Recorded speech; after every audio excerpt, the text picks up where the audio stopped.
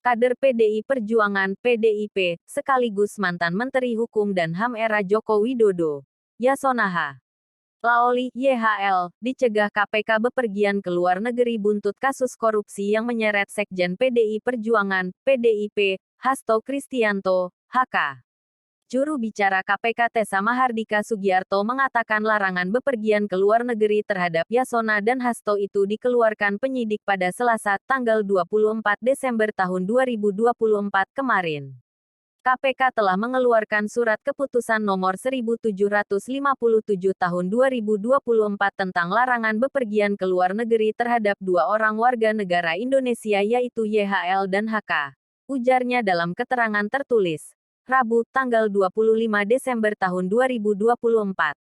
Tessa menyebut keduanya dicegah ke luar negeri untuk mempermudah proses penyidikan kasus suap penetapan anggota DPR RI terpilih tahun 2019 sampai tahun 2024 melalui mekanisme pergantian antar waktu. Keberadaan yang bersangkutan di wilayah Indonesia dibutuhkan dalam rangka proses penyidikan dugaan tindak pidana korupsi sebagaimana tersebut. Keputusan ini berlaku untuk 6 bulan, kata Tessa. Belum ada pernyataan dari Yasona dan PDIP terkait pencegahan ke luar negeri ini. Sebelumnya, KPK mendalami Yasona mengenai surat permohonan fatwa Mahkamah Agung, (MA), soal pergantian antar waktu, PAU, Harun Masiku dan Nazarudin Kemas. Yang bersangkutan dimintai keterangan dan pengetahuannya atas surat dari DPP PDIP kepada Ketua Mahkamah Agung Republik Indonesia perihal permohonan fatwa MA terhadap penafsiran yang berbeda oleh KPU terkait pandangan atau tindak lanjut atas suara caleg yang meninggal dunia, Nazarudin Kemas, ujar juru bicara KPK Tessa Mahardika Sugiarto di kantornya. Jakarta, Kamis tanggal 19 Desember tahun 2024. Juru bicara berlatar belakang pensiunan Polri ini menyatakan pemeriksaan Yasona tidak politis. Kata dia, penyidik membutuhkan informasi dari Yasona untuk melengkapi berkas perkara. Saya tidak bisa mengatakan ada nuansa politis atau tidak, tapi kembali semua saksi yang dimintai keterangan tentunya akan ditanyakan terkait pengetahuannya terhadap kejadian maupun keterangan para saksi maupun tersangka yang lain. Ataupun menjelaskan baik itu barang bukti dalam hal ini dokumen barang bukti elektronik, ucap dia. Keterangan KPK ini serupa apa yang disampaikan oleh Yasona setelah menjalani pemeriksaan kemarin, Rabu tanggal 18 Desember tahun 2024 petang.